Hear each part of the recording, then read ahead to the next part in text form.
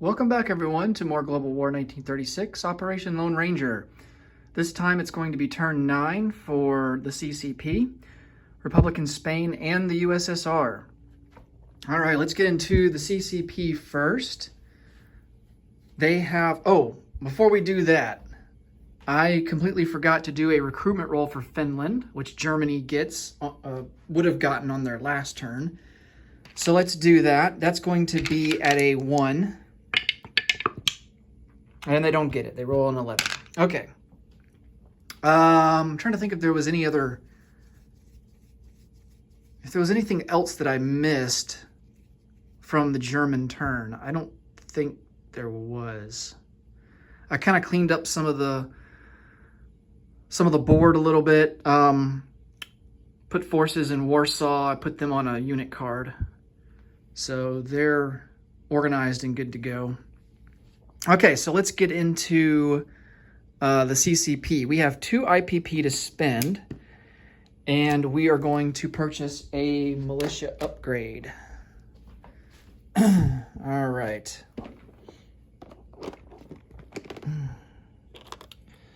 And that's really all we're going to do. We're not going to even attempt an assault into Shanghai. So we will just take one of these militia off the board and put an infantry there in its place. Still just trying to build our forces back up after losing so many in Shanghai to the Japanese.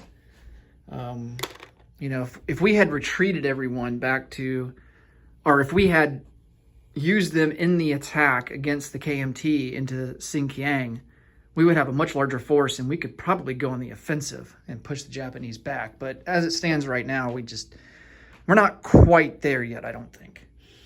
Okay, so that's the CCP. We get 2 bonus. We have a default of 0 because we don't have any territories that have IPP value. We have a bonus of 2 for the railroad, though. So we get 2 more IPP for next turn to spend to upgrade another militia. And let's move on to Republican Spain. Really nothing. I mean, same old, just kind of hanging out in Catalonia. I don't think the nationalists are really going to attack us anytime soon. At least not until they get more Lend-Lease from either Germany or Italy. But yeah, they're just not in a position to really go on the offensive, or at least attempt one. So we're just going to go with the status quo, and we'll move on to the USSR. We do get a recruitment roll, and that will be at a 4. So let's roll for that. Oh, we roll a 6. All right, so that misses. Okay, so USSR, a couple of things to do here on this turn. First off, we get our income increase roll. That will be a D12 die. So let's go ahead and see what that result is. It's a measly 3. Well, that sucks. So that will boost us up to 33. All right. Next up, we have technology rolls. So we get 5 of those. Yeah, we still have Molotov-Ribbentrop Pact. We have rapid industrialization, and then we have 3 heavy factories. So we'll just go for these same techs that we've been trying to roll for. Advanced artillery, improved factories, heavy armor, jet fighters, and strategic rockets. I can't believe the Germans already got jet fighters. I mean, they're freaking sending jet fighters into London in January of 1940. That's like, imagine Germany in real life back then sending jet fighters into the Battle of Britain. Before the Battle of Britain. I mean, that's just insane to think about. It's crazy. Okay, advanced artillery at a 7. We've got improved factories at a 7. Heavy armor at an 8. Jet fighters at an 8. And then strategic rockets are at a 9. Double check that there. Yep. Okay. All right. Let's see what all we get. I think we got 3 out of 5. These 2 ones here are definitely misses. That's rockets and heavy armor. But I think everything else we got. Yep, artillery, factories, and jet fighters. Okay, so artillery goes up to a 3. Factories goes up to a 3. And jet fighters goes up to a 3. All right. So theoretically, we could finish off 3 techs next turn. That'd be cool. Okay, so let's get into... let's do our recruitment roll for the... We did not do a recruitment roll for the CCP, did we? Yeah, let's go ahead and do that. It's only at a 1. And it misses. It's an 11. And also we get 1 for Mongolia. That's at a 4. And that misses. That's an 8. Okay, so 0 for 3 for the recruitment rolls this turn. All right. Purchases. We need to finish off these fortifications, and then we need to start more fortifications. So we need to start 2 more fortifications. Okay. So we are going to put 2 on the board. And we will go ahead and use these 3 here that we finish off to put in the place units box.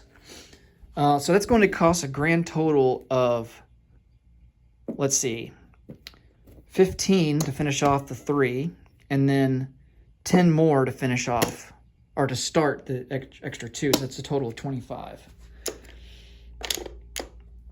Okay, that doesn't leave us a whole lot left to really spend, but we have 5, 6, 7, 8, 9, 10, 11, and we are going to spend 11, believe it or not, and we are going to lend-lease a tactical bomber, you guessed it, to the CCP. All right, that will leave us 1 to spend for next turn. All right, so doing something, ordinarily I don't usually do this, but going to try something a little different here.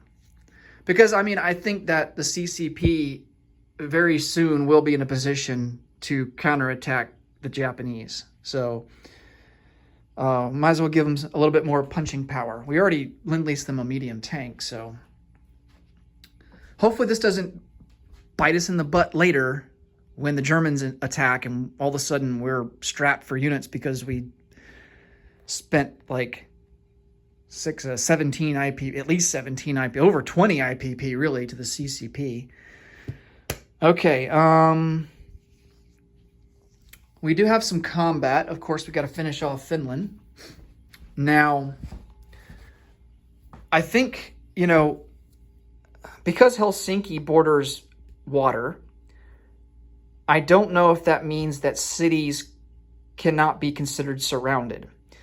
Although I've been playing with a rule that if you have a fleet, if the attacker has a fleet in the sea zone that surrounds the city, which also would have to be at A13 technically as well, then that would count as the city being surrounded because your fleet is essentially blockading the city from receiving supplies. So, but I think that this port here, I think it can serve either A13 or A14. So what we're going to do, in order for Helsinki to be considered surrounded, we are going to send over a destroyer in A13. And that will have that sea zone covered. Everyone else will stay in A14. And then we're just going to send in everybody into Helsinki, 2 artillery and 6 infantry. This guy here is kind of, he must be drunk, too much vodka. He's stumbling and falling all the way into the city. That's not a good omen. All right. And then from Leningrad, we will support with these 2 fighters and tactical bomber. Okay. So, let's get to rolling some dice. We do have some artillery first strikes. So the USSR has 2, and that will be, so the city is considered surrounded. So the artillery, I don't think, well, yeah, it's not mountain terrain.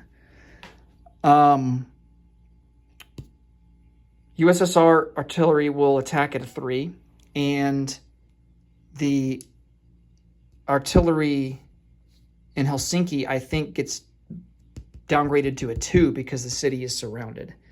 Yes, all units surrounded city land zone -1. Okay. And so he defends, the black is at a 2, and the 2 reds are at a 3. All right, the Russians get 1 hit. So we get 1 hit, and he will elect to lose his artillery because the artillery is already fired. And if you choose to lose an infantry, that leaves you with only 1 unit that can defend. So this way we get 2 rolls instead of 1. Okay. We have a tactical bomber at a 7, and that's a hit. And then we have 2 fighters at a 6. And that's the other hit that we needed. Okay. And then he has a defense of 2 infantry, both at a 3. And he gets a hit. Okay. All right, so Helsinki falls to the Russians, and this will actually give them a strategic objective for Winter War. And they also get a IPP bonus boost for that. All right, so these planes will come back. We have to lose someone. We lose an infantry. Can't forget to account for that. And I'll get a unit card for all these guys. And take those out. Okay. So, successful campaign in Finland. And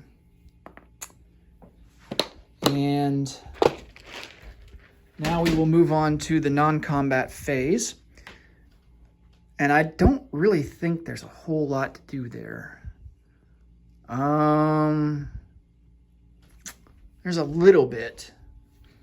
We are going to move this light armor from southern Belarusia into Smolensk, and 2 infantry from southern Belarusia into Smolensk.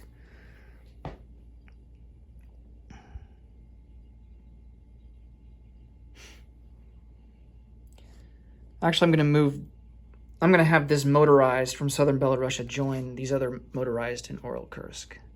Just because. No particular reason. And we're going to keep this force here in Leningrad. I think that'd be a good defense force. And I think that will be it for this turn. Now, one thing that we could do is attack into Iran. Because as it stands right now, the British are receiving bonus IPP for Iran. However, I think the Germans kind of worry us more than the British do. So we actually don't want to deny the British extra IPP. They need all the help they can get in their struggle against the Germans. So how about we not invade Iran? One thing I am tempted to do, now that I think about it, is to launch an attack on Turkey. Because if we take Turkey out, we can use the Turkish Straits.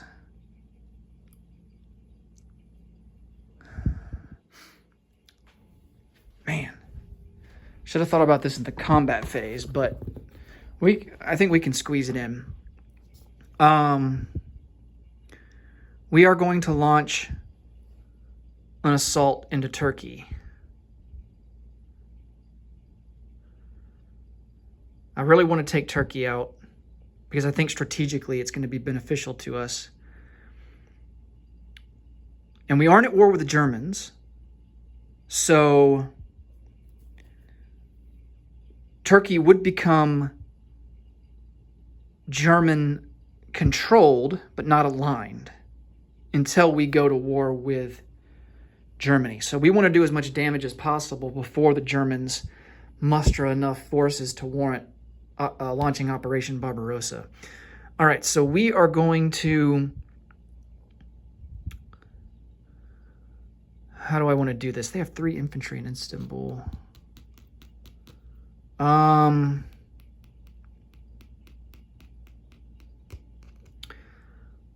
going to take an... We are going to... I'm going to try something a little risky here.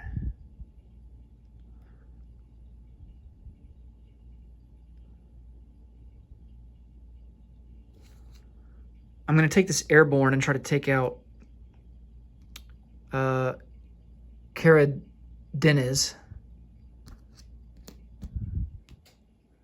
And then these other troops are going to come into eastern Anatolia along with this cavalry. So the cavalry will actually attack... I'm going to move these... Since we're not attacking into Iran, we're going to move these troops over too to support. We'll just strategic rail them, non-combat wise. I think we'll go ahead and do that. They strategic combat or strategic non-combat rail to Transcaucasia, and then these 2 will come down 2 into North Caucasia. These 2 medium armor. I don't know if I'm going to regret this or not, but trying something a little bit out of the box and something a little different. Okay, so we have... Let's try for the airborne assault first and see what happens there. All right, so initially we get a roll at a 2. It would be a 1 because of the mountains. So let's go for 2 or less for the airborne infantry. We miss. And he gets his militia gets a defense at a 2. He misses. So attacker's at a 1, defender is at a 2. So the odds are slightly against us. Both misses. And we'll just keep going until there's a resolution. Whew. Both barely misses. Misses. Oh, and he got us. Yep. Dang it. All right, well, that's the risk you take. All right, so the air transport, we got to figure out what we want to do with him. I think we will fly him. Let's see. He came down from Transcaucasia, 1, 2, 3, 4. I think we will put him into... He will go into Sevastopol because there is an airfield there. Okay. Well, let's hope we can at least get Eastern Anatolia. I got a little greedy trying to go for 2. It didn't quite work out. Let's go ahead and put a die on here to show that we get a recruitment roll for them. Go ahead and get that ready so that we are reminded on the German turn that they get that. Okay, so we're going to have 4 infantry at a 1, a cavalry at a 2. He's going to have a defense at a 2. Cavalry at a 2. Miss. And then we get 4 infantry at a 1. No hits. Almost. And then he gets a defense at a 2. Oh, man. Ouch. Whew.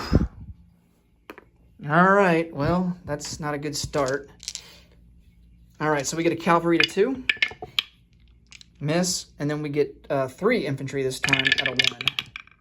Oh, we got our 1. Nice. And then he gets a defense. Ooh, he gets a defense at a 2.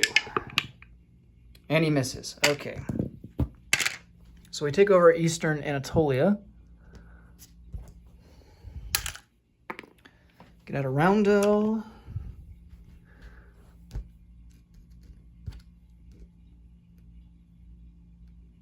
So we lost an infantry and an airborne in that assault against 2 of his militia. I don't like the return on investment in that attack, but it's a long-term investment. Okay.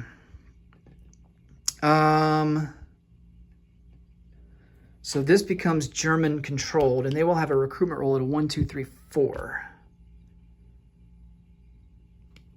So we'll put a die right there in Ankara.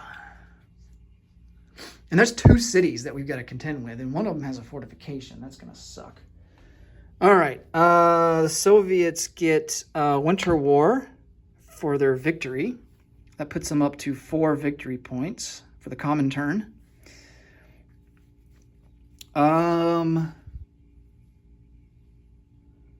Let's see here. What else do we get? I think that's it. Yeah, let's go ahead and place some units, which is mostly fortifications, and then our Lend-Lease. So the Lend-Lease will go here into Xinjiang. And then we will build a fortification in... definitely want one in Moscow, for sure. Want one in Stalingrad. And the last one we will put... next turn we're going to have one in Smolensk. And then the last one will go into Novosibirsk. And then in Kiev. Okay. And now let's collect some income. We will receive 33 plus 3 for Molotov-Ribbentrop Pact, so that's 36 that we will get for next turn.